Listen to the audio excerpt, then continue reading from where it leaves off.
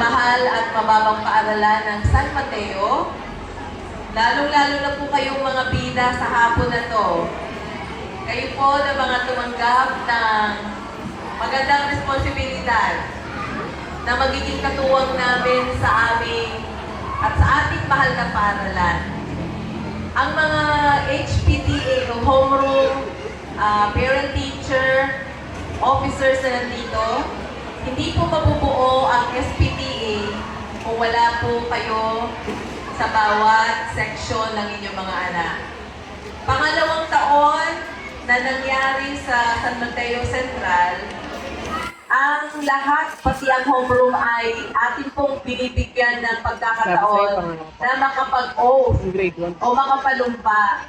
Dahil ang pagiging officers po ay hindi lamang basta-basta na tinawag na tayo officer, kundi pinili po tayo, pinili po kayo ng inyong mga kapwa, mga magulang.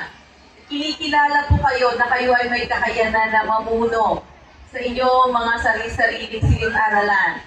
Na may kakayanan po kayo na makapag-ambag ng maganda ninyong adhikain para rin sa ating mga mag-aaral. Kaya po tayo nanditong lahat ngayon dahil po sa inyong mga anak, para po sa mga mag-aaral. Kagapay po ninyo ang ating mga guro, ang 76 na mga guro ng Paaralang Sentral sa pagsasagawa ng mga layunin o adhikain ng isang paaralan. Ano nga po ba, bakit natin itinatatag ang isang samahan sa mga paaralan? Ito po ba ay para bumatikos? Ito po ba ay para pumuna? Pero hindi po. Alam ko, lahat ng mga magulang na nandito, ang layunin, kaya nilang tinanggap at manunumpa sila ngayong hapon sa kanilang mga tungkulin dahil nais nila at bukal sa kanilang mga kalooban ang tutulong sa ating sintang paaralan. Ang unang layunin ng mga guro at ng paaralan sa inyong mga anak ay para makapagturo ng tama. Para sila po ay mahumpog upang maging ganap at maging mabuting mamamayan ng ating bansa sa mga susunod pang henerasyon. Kaya ngayong hapon, welcome po namin kayo lahat sa po ng ating mga bisita na nandito, ang ating mga guro at ang ating mahal na District Supervisor. Napakaganda ng ating Ma'am Mil Ponciano. Palakpakan natin, Ma'am Torres. Nagbabalik po, dati din po siyang nagturo sa paaralan ito. Nakikilala niyo po siya. Sino po nakakakilala? Baka naging estudyante ng ma'am. Naku, wala na yata. Ma'am, mga, di ko alam kung mas nauna po sila o kasi bata pa ang ma'am. At siya po ay naging atin ng district supervisor. Ang Ma'am Mil Flores, siya ay talaga, ngayon ay Mrs. Ponciano. At sila po ang bago nating mga district supervisors na nandito. Yun po, alam na alam natin lahat ng departamento po natin, ng edukasyon. Ang hangarin ay tulungan, no, pakikisa, para sa isang layunin lamang. Para sa inyong mga anak at para sa ating mga mag-aaral. Na lalong pag-igtingin na mapabuti sila bilang mga mamamayan sa buong magitan ng edukasyon.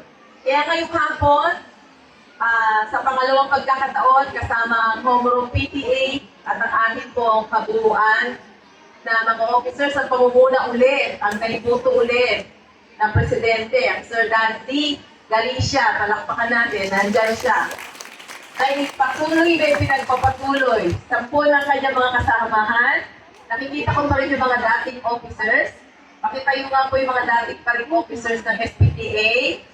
Pakitayo nga po. Ayan, 3 po sila. At may mga bagong recruit, no?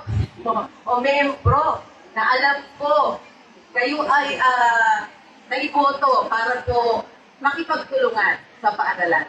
Sa sinasabi po ng DepEd Order, ang pagpupo po ng SPTA ay ang pakikipagtulungan sa isang paaralan.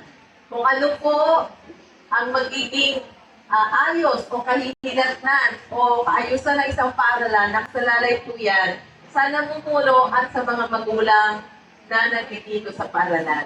So ngayong umaga, lahat po kayo ay aming wini-welcome sa napakagandang pagkakataong ito dahil mamaya po kayo po ay lubos na at makakapagsimula na manungkulan sa mga pwesto po na naibigay sa atin ng ating mga kasamahan. Dahil hindi po pwede, kumbaga sa ating batas, bago po tayo makapag-execute ng ating trabaho, kailangan po muna magpapo tayo.